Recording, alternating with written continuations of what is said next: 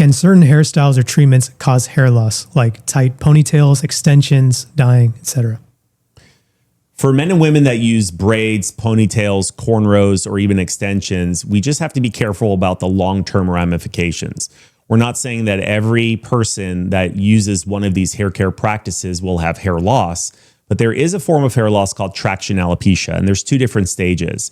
If you give your hair a break, if you will, without pulling, a lot of times if you are noticing some thinning, by giving it time to heal, those hair shafts will recover.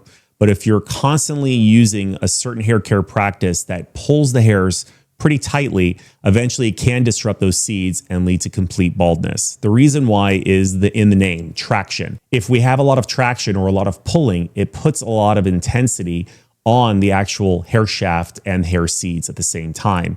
So when I have a lot of patients that come to me, for example, that have a receding hairline from long-term use of ponytails or braids, the first thing we're going to ask is to give your hair a break. We still may need medications to help rebuild them, but we know that if we go back to doing the exact same thing we did that caused it in the first place, this is going to be a never-ending cycle, which can eventually lead to permanent baldness.